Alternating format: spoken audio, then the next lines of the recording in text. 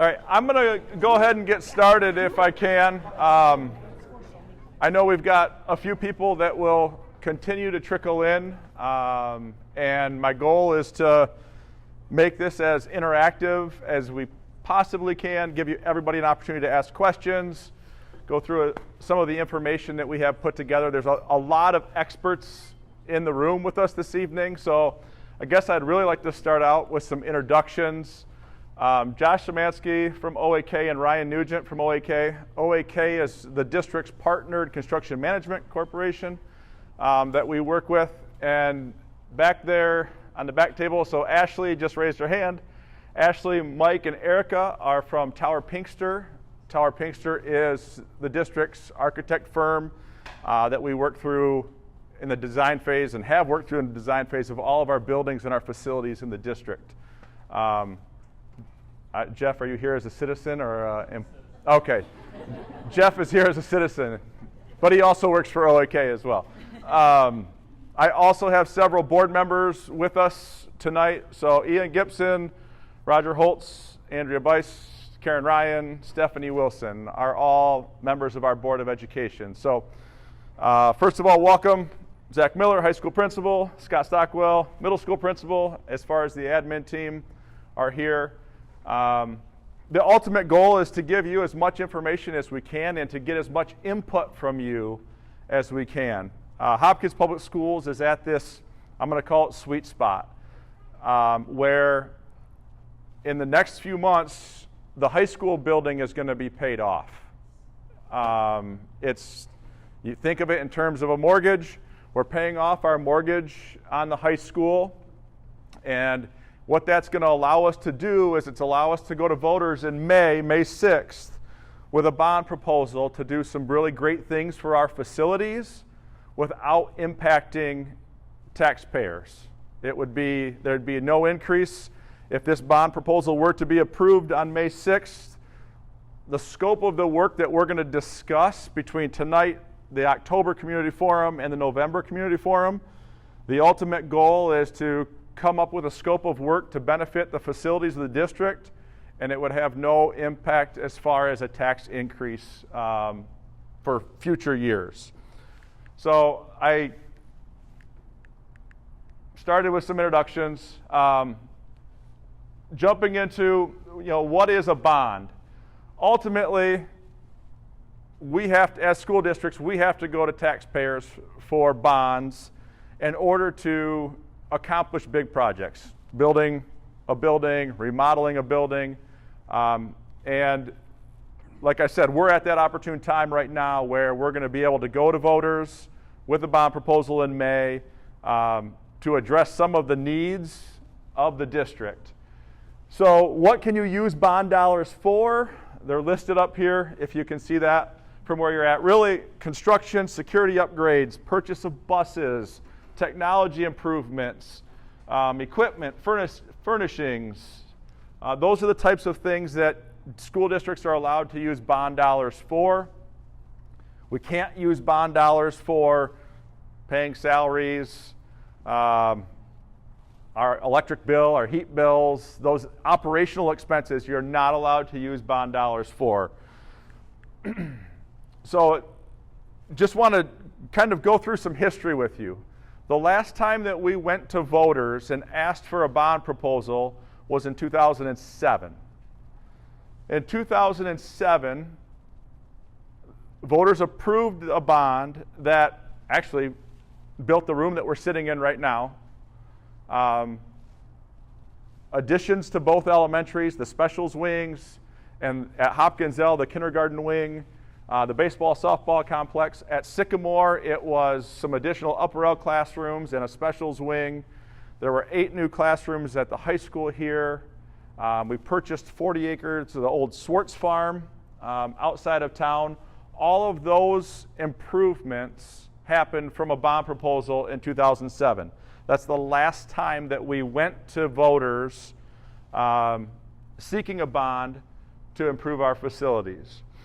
Now, with that said, in 2017, the district went to voters to ask for a sinking fund.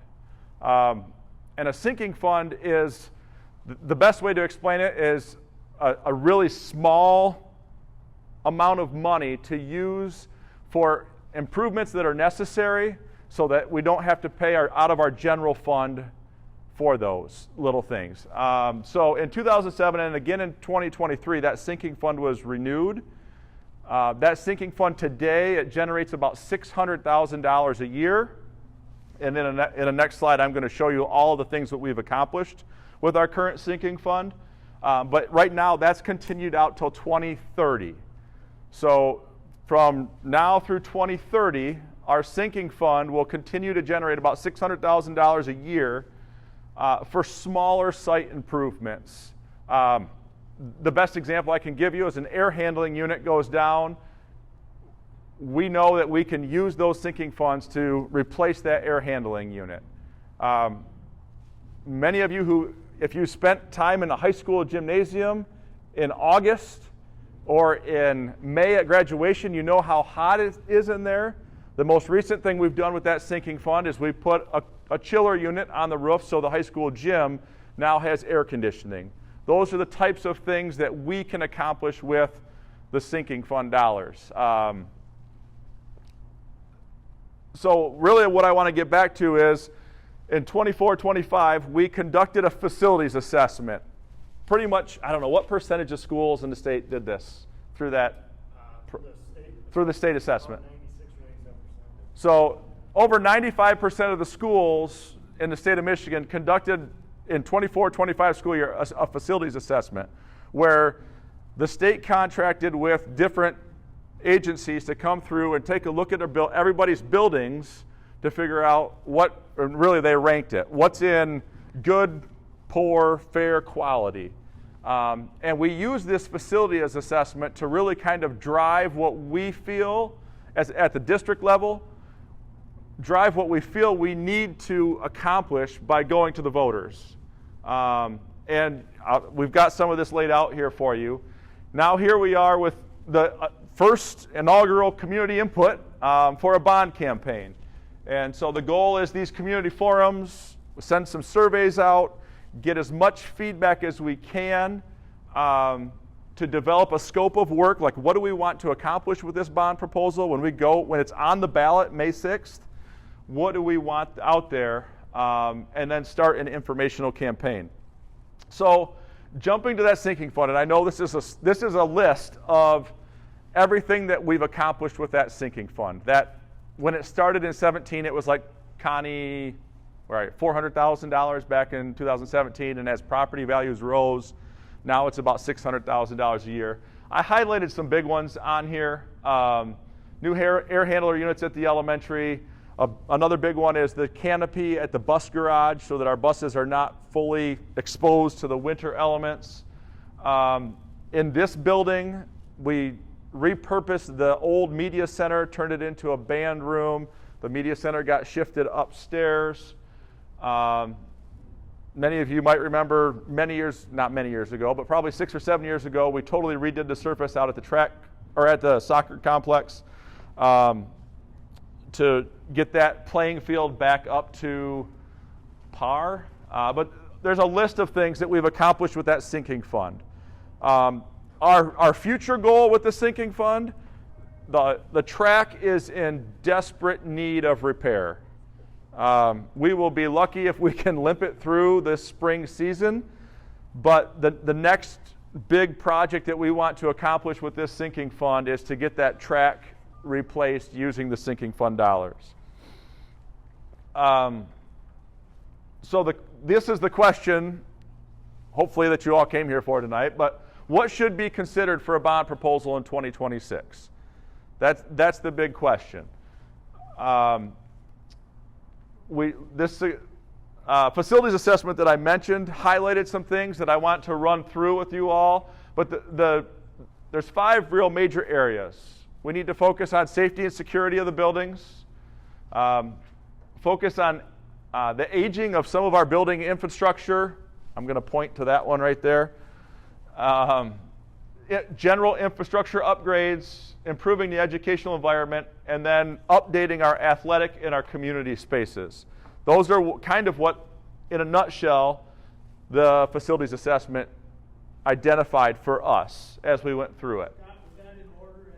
No, that is not in any order whatsoever. That's just kind of the list of the 5. Yep. And feel free to jump in. If you've got a question, feel free to interrupt me. So kind of focusing, I want to go building by building if we can. In 2007, I mentioned Hopkins Elementary benefited a lot from that bond proposal.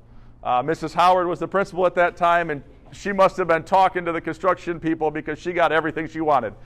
But, in 2007, Hopkins Elementary essentially got a full renovation, the art, music, gym end of the building, offices were redone in a kindergarten area and playground. But the facilities assessment, really what it shows right now that we need to do, and this is for all 4 buildings, is kind of enhance some of our security upgrades and safety upgrades. All of our buildings, I'll probably say this multiple times, but every one of our 4 buildings, our clocks, our alarm systems, our PA systems, which to some of you might not think that's that elaborate of a thing, but it's pretty vital to the daily operations of our buildings. They are all out of date. Bogan, the system that put these in, pretty much they don't make this system anymore. So we're trying to find parts. Mr. Bachheim is here. He can tell you that you can't find parts for this equipment anymore. So what we're looking at Hopkins Elementary based off of the facilities assessment is really just improving that safety security with the replacement of fire alarm systems, PA systems, those types of things. Sycamore is really similar. Sycamore had a huge benefit from that 2007 bond as well, with pretty much full renovations, classroom additions, the gym, art, music wing, just like Hopkins L. But again, we're there with that whole safety security emphasis at the elementary buildings. High school. The high school benefited quite a bit from that 2007 bond as well. We're sitting in a piece of it right now. If you can imagine, our high school cafeteria used to be right where those doors drop down. So where Mr. Miller is showing off the old high school cafeteria, which was quite a tight space. And also there was 8 classrooms added to the classroom wings of this building with that 2007 bond. So some proposed projects, again, PA systems, clocks, alarm systems throughout the building. But another one here is if you've ever attended a winter basketball home game on a Friday night at Hopkins High School, there's 2 boys teams and 2 girls teams that come to this when we host Friday night events. We have 2 locker rooms here, and it has been a logistical nightmare ever since this building was built. So the one thing that according to the facilities assessment again, the proposal would be to add a couple locker rooms to the east side of the gymnasium so that we could have 4 locker rooms here, so that we're not shuffling a girls team out to get a boys team in or a boys team out to get a girls team in. It is a much needed thing that the facilities assessment shows, but as a former athletic director as well, would have been awesome to have. Athletic improvements. We've got some things outdoors at our outdoor facilities that really need to be brought up to speed. Our soccer facility is less than desirable with the pole barn steel that gets hit by cars in the parking lot, and the bathrooms are functional, I guess I can say, at best. So there's some things that we want to address at the soccer complex with some concession building, restroom, ticket booths, upgraded bleachers, potentially some lighting and fencing around the area out there. At the football stadium, I'll get to some more of this, but a new storage barn, renovating some ticket booths, upgrading some areas of the bleachers, particularly probably on the visitors' side, lights, sound, fencing, those types of things. Baseball, softball, yes, those fields were built just in 2007. We've got 2 practice fields that would be fantastic if we could turn them into competition fields. So that was a thought from the facilities assessment also. So those are all things that were identified that could be improved from the athletic side of things. The middle school. So this is where we kind of get into, I'll call it the meat and potatoes is the whole thing here. This middle school has been remodeled and revamped many times. The facilities assessment shows it is less than efficient for what we need, what any district would need in order to operate a building. We looked at the cost of renovations, we looked at the cost of bringing things up to speed, and I think probably Ryan and Josh can both speak to this from a construction side, that it's fiscally probably not responsible to do a remodel to the middle school. So what the facilities assessment shows would be a bulldozer and a site plan potentially for a new middle school that would improve the parking situation. If anybody's driven by the front of the middle school in the morning or at the end of the day, we know it's a disaster, but could improve sidewalks, landscaping, lighting. The challenge with this middle school is it also houses all of our football locker rooms are there. So if the middle school were to go away, we would have to relocate football locker rooms, and that gets back to one of the things that was listed in the athletics, which would be another building that we would need out there for true football locker rooms at the track. The previous bonds for the middle school was really just some technology cabling, nothing glamorous, nothing that anybody sees. It's all hidden by the ceiling tiles. And then the big thing that I know at many community forums in the past would be looking to how could we put a performing arts center, an auditorium, a community space somewhere on this campus to support the fine arts.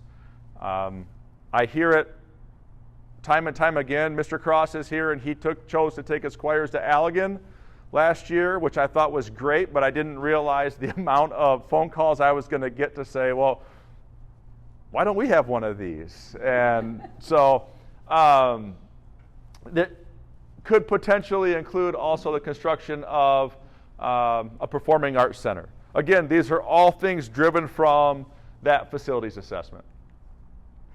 District-wide, some additional things that we would like to be able to accomplish. This isn't necessarily from the facilities assessment, but 4 years ago, Gary Wood, the former superintendent, received a grant for 3 electric school buses. Everything was completely free, the buses, the charging stations. It was a huge grant. It saved the district a ton of money, and it still is saving us money. We didn't pay a dime for these buses. We didn't pay a dime for the chargers. We actually got additional rebates from Consumers Energy, so we really kind of made some money on the deal. But what we did was it put us out of cycle for purchasing school buses. The goal has always been every year or two to buy a new school bus to kind of rotate the fleet. Well, we took that grant with those 3 school buses, and we thought, well, we're good for a while. Well, we're at that time now where we probably need to start working in some school buses. You can use bond dollars to purchase school buses. Some property acquisition for future growth is another projected thought. Technology upgrades across all of the buildings. I mean, we've got a lot of great technology that was put into all the buildings back in 2007, but we all know what technology has done since 2007. So most of it is time for it to be revisited. Does the school already own property that hasn't been developed? So the school does own 40 acres on the corner of 128th and 24th Street. That was initially purchased by that 2007 bond for maybe a potential future building site. This property acquisition would be, the goal with this would be, and I'm going to get pretty specific, is to purchase a strip of land right through that white barn out there that you can see that would go out to Main Street. Curbers? Yep. To provide another entry and exit point versus everything coming right down the middle of town here. So that's what that was written in there for. Kerbers have already offered to sell it to us, but it would provide another entry and exit point. No. So with that, these were kind of what we've identified, the bond priorities. Safety, security, comfortable learning environments. If any of you have ever sat in one of those middle school classrooms, I'm just going to focus on those. They are small. They are loud because of the heating and cooling unit that sits right in the room. They're not ideal. Those classrooms most of them are less than 800 square feet. Today, most buildings are built like 1,000, right? 900 to 1,100 square feet for classroom space. So those classrooms are not up to speed with what even in this building or even at the elementaries as far as size-wise goes. I mentioned the athletic facilities improvements. A lot of these things would really just align and contribute to some energy efficiency and savings. I don't think it's a secret, but that building is not energy efficient. And then just enhance our infrastructure. So those are kind of the 5 areas that we would like to prioritize as we go through this. So now's some time for discussion. There's a sheet at each one of your tables that Erica brought with her, just some discussing points around kind of the proposed things that I just shared with you. I also put some sticky notes on the table. Like if you've got a question, our goal with this today is to gather as much information as we can from those of you that are here, compile it all, and when we come back in October, we should be able to have that information and share out in October what the feedback was. That's our goal walking away from here tonight. So as much feedback as possible is great. I mean, nothing is off the table. We haven't made any decisions as a district. It's really a community that needs to make that decision. We're just kind of driving what we know from the facilities assessment and what we're hearing from some of our community members. So, yes? If you bulldoze the middle school, how long is it going to take to rebuild, and what happens with the students during the rebuild? Yeah. You guys, you want me to take it or do you want to take it? Okay, go ahead. So the question was, if we were to tear down the middle school, how do we educate middle schoolers during the construction phase? And how long does it take? And how long does it take? The design process is roughly 16 months, and the construction is roughly 24 to 30 months. So it's a 3 to 4 year process. And it's something that they can't just wipe that building and be replaced. It's going to have to be, it would have to be a building that sits next to it while the new one goes up and then the old one comes down, or a phased approach. But yeah, we need to leave space there for kids. Yeah. So yeah, thankfully we have enough space where we can build a building, keep instruction happening there while it's being built, and then in a perfect world make that transition during the summer months into a new building. So yeah, great question. Did you mention, Scott, how old the oldest part of that building is? Well, Billy or Bob are here, so Bob, go ahead. The oldest part of that building. I went to kindergarten there. So did I. We're going back even further yet. I was 6, so long time. Well, it Yeah. came up at our last meeting, and I didn't realize, I was guessing 75, but it's close to 100, isn't it? I would say the Not that you're close to 100. So, yeah, I mean, what I do know is the most recent, I mean, the gym and this end of that building opened in 1957. I know that the 6th grade end of that building is much, much older than that. But, yeah, there's... 49, I started in 51, and then we moved into the 59, 58. I was 12. That's when we moved into the new high school. So we were in junior high. Okay. So that So- was added on To that, yeah. Yep. So it's been there a while. Yeah. You mentioned Bob. 17,000 square foot auditorium. Yep. What's that seating expectation? For how many could that seat? Yeah, 600. Yeah. So what Tyler Pinkster's team has said, because I've asked that question to them many times, like a district our size, how big of a performing arts center? Sorry, Mr. Cross, but we don't need anything the size of Allegan's.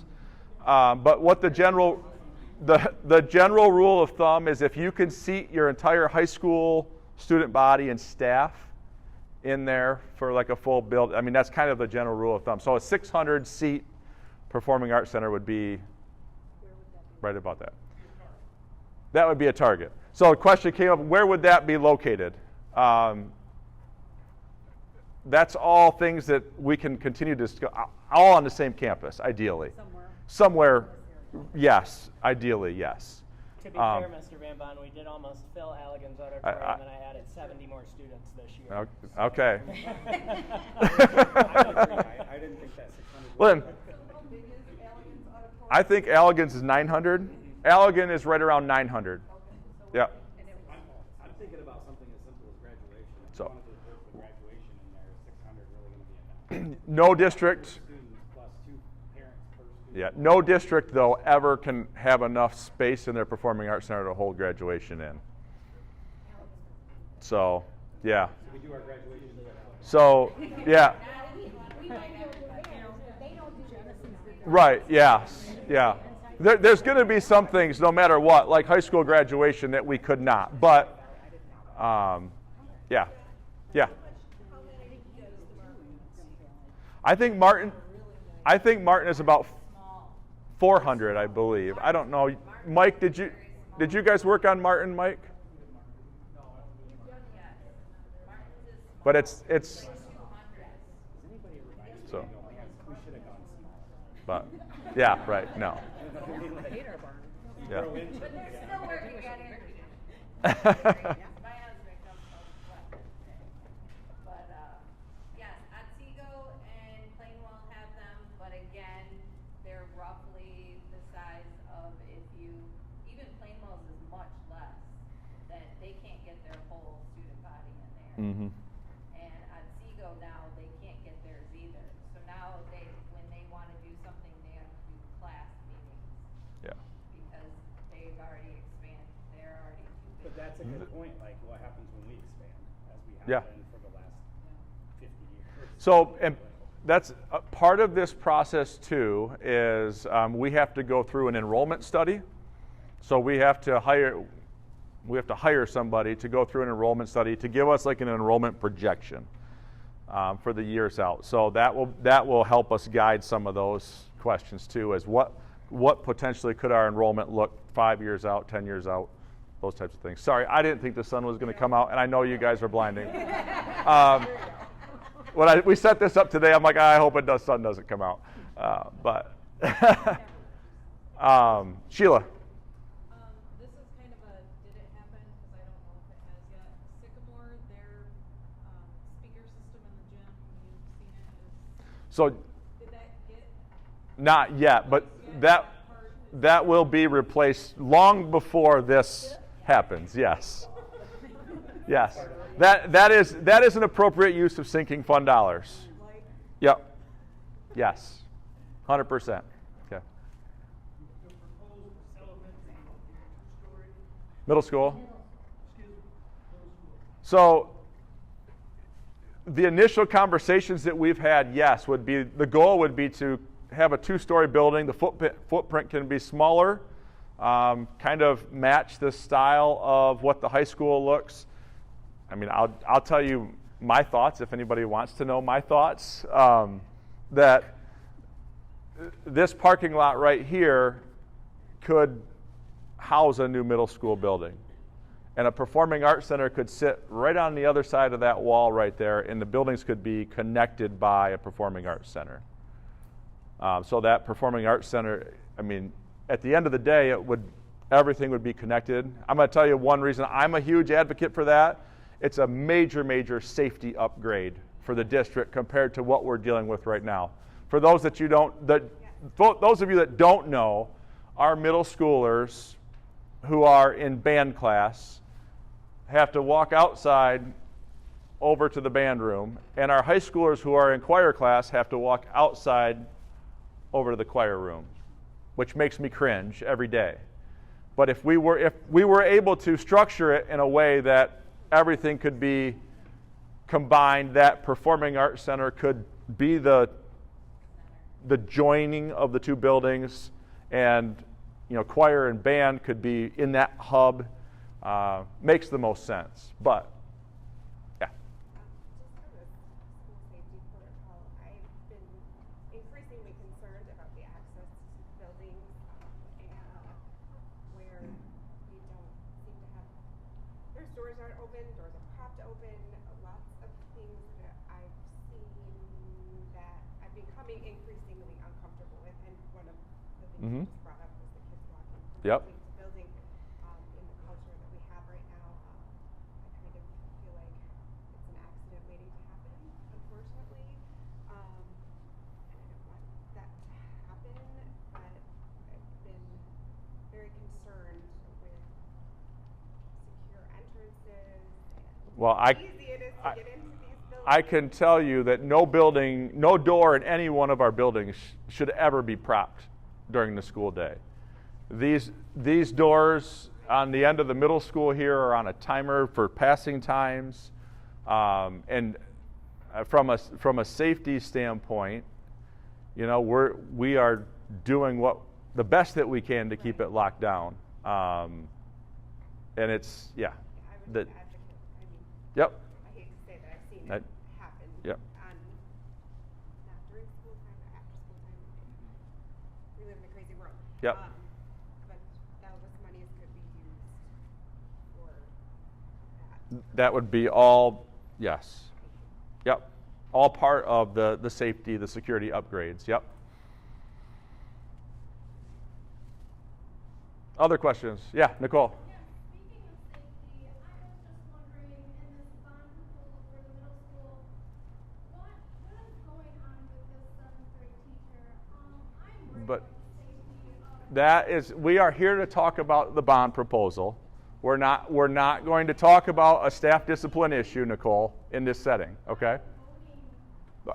I understand, and I will gladly have a conversation with you, but we're not going to talk about a staff discipline situation here, okay? So, yes, Bob. How much increase in parking will there be over what we have now? So the goal, we know that we need to increase parking. Some of the drawings, Ashley, do you remember the number of spaces? But yes, we will be increasing parking. With some of the initial drawings, it was, I want to say, over 100 additional parking spaces. But that was something that we need to address as well, is increasing the parking. Yep. Can you talk about too, the flow goal, I guess, with the difference of adding an additional drive? Yeah. And potentially what that could look like in the front of the middle school? Yeah, and again, speaking hypothetically on all of this, but if a middle school building were to be built back here and that building were to be torn down, the parking lot obviously would become in the front of the building where that is currently sitting. And if we're able to gain access through a drive out to Main Street, we can really control that flow of traffic the thought is a parent drop-off loop that would come right behind the buildings, and there'd be like a centralized drop-off point behind the buildings to keep all of the parents doing drop-off on the back sides of the building with the buses on the front side of the building. Is kind of some of the initial thoughts to that, how we could increase the flow of traffic, make the flow of traffic smoother, I guess is the best way to describe it, with an in and a loop around and an out.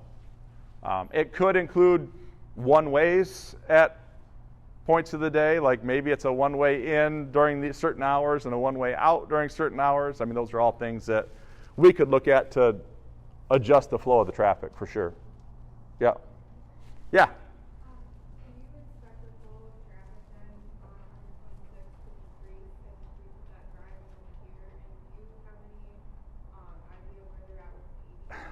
I don't. I know. Yeah, that is.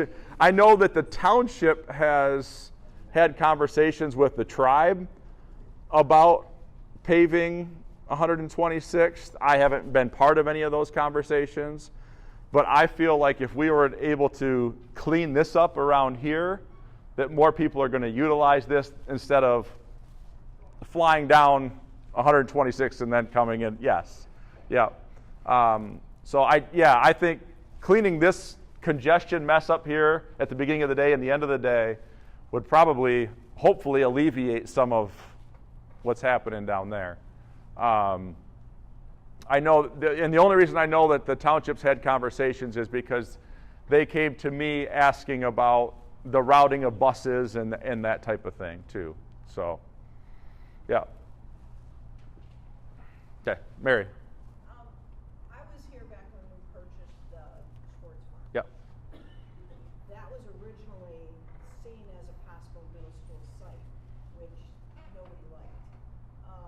What are the plans for that property? Are there any plans for that property? Right now, no.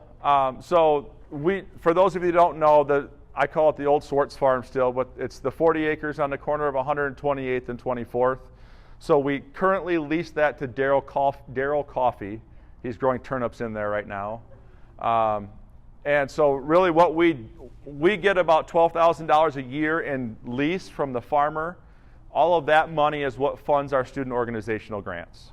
So all of that money from the farmer's lease every year is flowed right back into the district for teachers, community, kids to write grants. It's about $12,000 a year. At one point in time, there was talk of partnering with HYSO for maybe some ball fields out there. I mean, obviously there's no infrastructure out there whatsoever. I don't personally feel like it would be a great site for a middle school. Having to put a sidewalk in and trusting middle schoolers to run into town, no. So, yeah. Anybody else? Chelsea, did you have a question? Oh, okay. So yeah, that property is, some people will say they're not making any more of it and it's not costing us anything. There's a small amount that's coming back, invested back into the district. John? I got a two-part question. Yeah. So the old bond, did we pay that off early? So there's two bonds to discuss with this. The bond that built the high school back in 2000, yeah. So we've refinanced that. Just like refinancing a mortgage for a lower interest rate, it's kind of exactly the same thing. But yes, over time, that's being paid off a little bit earlier. And then the 2007 bond, we're in that same exact scenario with, that we've refinanced it to get lower rates, and we're kind of ahead of our payment schedule on that bond as well. So, yep.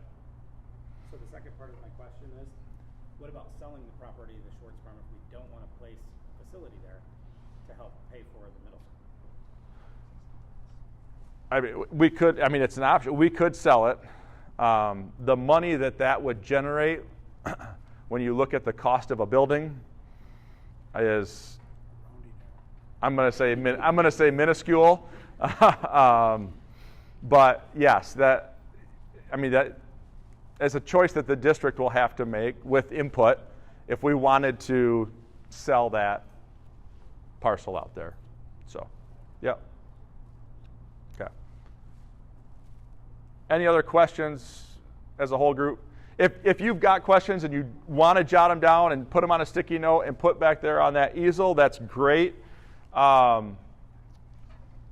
kind of have walked through these. You have the slips at your tables regarding the things that we've talked about. If you've got any input at all, if you think we're way off and we need to look at using the May of 26 bond for a completely different purpose, put it on there. We want input. That's the point of these meetings.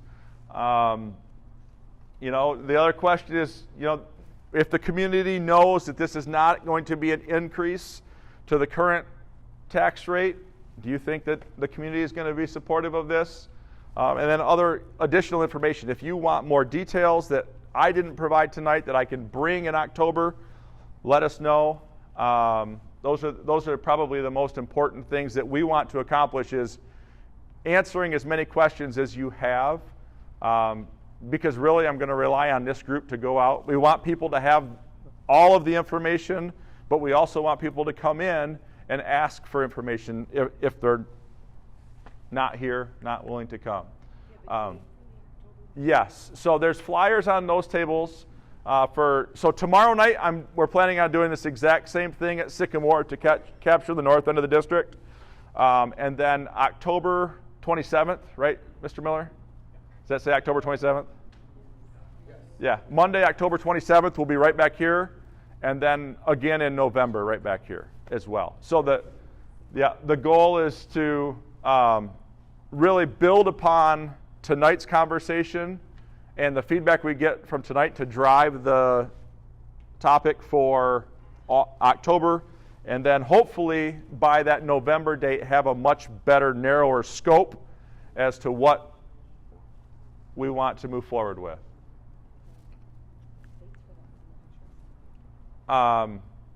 Any other questions?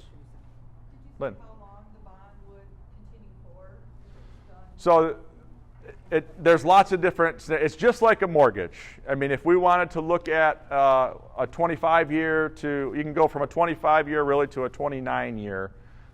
So it's, I think the norm is probably, what's that? 25 to 29 is more of the norm, they say. So yeah, and that's the best way that I can communicate it out to those that aren't familiar with the school bonds, is thinking it like, yeah, it's a residential mortgage. But then in times, yeah, you find those opportune times to refinance, to shorten that term, and those types of things. Yep. So. that's happened over the course of this bond. Oh yeah, yeah. Connie, do you know how many times we've several times. Both our current bonds that are out there from the high school and this 2007 have been refinanced several times. Yeah. And yeah, we work with a company called PFM that identifies, hey, now's the time because you're going to save the most money. That's kind of what they do. So. Good. So with the sports stadium, football field, have you got any budgets for your speaker system? When we have the band, we have a great national anthem Thursday nights for JVs the last 2 years, and then kind of the Bears. Yep. So I was wondering what that might cost if we looked into that at all to get that upgraded. I mean, that is part of our facilities assessment. So I mean, it's something that if it's and I know part of it is not just the speakers, but also the sound box in the press box as well, because I was up there with the tech guys trying to maneuver and figure it out the other day. But I mean, that's something that might not be able to wait until 2027 or 2028. But yeah, yep. Yep. Right. Well, and I'll use the athletic department has done a great job too of, I mean, I don't know if everybody in this room knows, but all of our outdoor scoreboards are in the process of being replaced due to donors from the community. So I'm extremely appreciative of that and the businesses and the donors that we have in the community that are able to do that, because those were all going to be part of a bond that we can pull off. Maybe it's something similar, Steve, with that sound system out there too. Yep. Yep. Good. Anybody else? Questions? Josh, Ryan? Just to summarize, this is kind of how you feel about what you're seeing and what are we missing, really, right? We've been studying this for a couple months or years even now. It's what are we missing, and then when we come back in October, are we on the right track, and do some price tags to go along with these things so we can shop with price tags associated? I think it's pretty obvious what you guys are missing, but I don't think that it's worth discussion, because most schools, I guess not most schools, a lot of schools now have a lot of water programs pools are not in the docket as Mhm. we discussed before.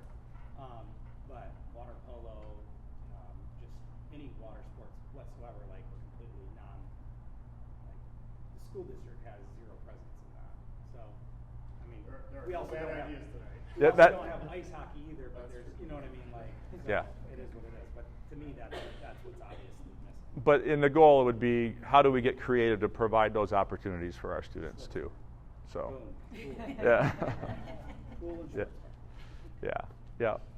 I don't, Ryan, anything to add? Okay. I don't. Mike, Ashley, Erica, anything to add? So, yeah. I'm from the old school, but I think a picture is worth 1,000 words. We could somehow have, look at something, everything you've done with your homework. You've got professional help to identify something you may not look at. Put together a big package. Not costing us any more money. You and I had that. Yep. What's it look like? How's it, give me a picture of where you think it's gonna set without that building there adjacent to this. Something that conceptual that I can look at. Yep. The goal will be, by the time we're together in November, to have that. That's the goal. And ultimately, I think it's a good idea. I think it's worth us running down this road another one time. yeah. I mean, ultimately, that would be my goal, is by the November forum to say, hey, we've taken this feedback, check out this poster board here of a visual of what can be done. So that, when we get into December, into January, and it's that bond campaign time, that traveling roadshow can go around and show everybody, this is really what we're asking of you as the voters. Yep. Thank you. Yep.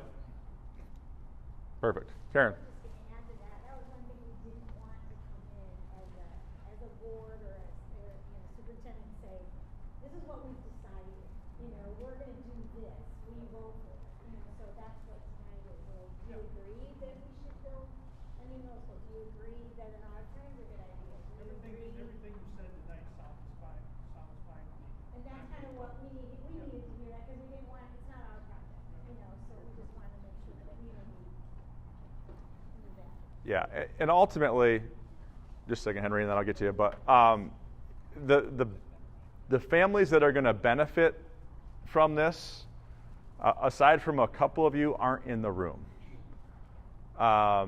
We need to tap into those early elementary families, those preschool families. Those are the parents and the kids that are going to benefit from this, if that's what the community decides. I guess that's the most important thing. Henry. Okay.